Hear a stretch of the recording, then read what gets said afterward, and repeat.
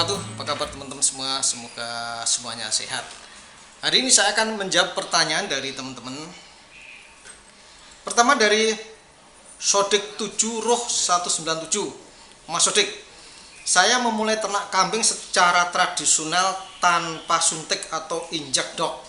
Pertanyaannya, bagaimana cara meningkatkan air susu induk dan bagaimana cara agar birahi induk yang sedang menyusui tetap normal sesuai ilmu peternakan? Terima kasih dok. Kemudian kedua dari Khairul Amrisinagas PD 17804. Dokter, apakah digolongkan wajar faktor hormonal bila atau jika terjadi keperontokan bulu di awal kehamilan domba? Oke ya. Ada dua pertanyaan dari Mas Sodik. Tidak pernah menyuntik kambing ya, bagus sekali ini ternak kambingnya ya.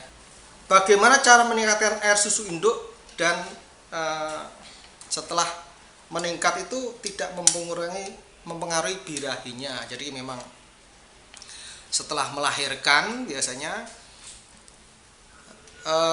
sebulan setengah itu bisa dikawinkan lagi, atau kalau dicampur dengan pejantan biasanya akan kawin dengan sendirinya. Jadi biasanya akan langsung bunting lagi ya.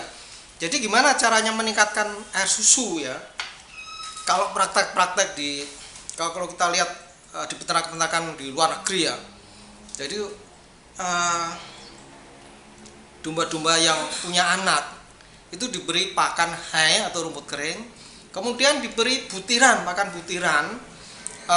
Kira-kira satu ekornya itu 2 on ya, 2 on dikasih pagi sore. Jadi dari campuran butiran jagung dan kedelai. Jadi kedelainya separuh, jagung separuh, dikasih satu harinya 2 on. Jadi dikasihkan kira-kira 1 bulan saja ya. Jadi pada saat itu kan memang diperlukan air susu yang banyak untuk anaknya biar cepat tumbuh. Nah, jadi dari proses 1 bulan, 1 bulan setengah kan pelan-pelan nanti anaknya kan berusaha untuk makan makanan daun-daunan dan segala macam. Nah, lama-lamanya kan akan disapih ya dalam waktu 3 sampai 4 bulan itu kan dengan sendiri akan menyapih anaknya karena dia sudah bunting lagi. Oke ya. Jadi diberi pakan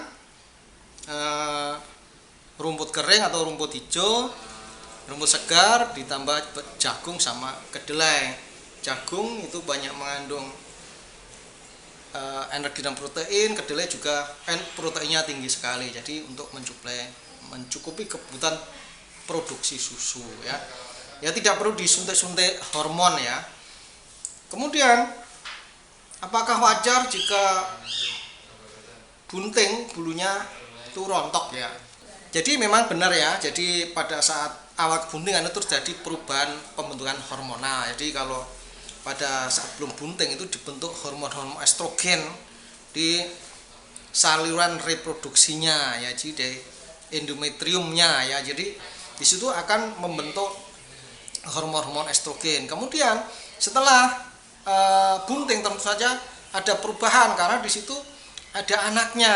Nah, untuk perkembangan anaknya, jadi implikasi yang terjadi pertama adalah minimal dia bulunya akan kurang kecerahannya atau tidak kusam, berarti kurang kecerahannya, atau bisa jadi ada beberapa domba itu yang atau kambing itu yang rontok. Jadi teman-teman peternak atau pedagang itu biasanya setelah melihat kambing yang diperkirakan bunting, dia akan mengusap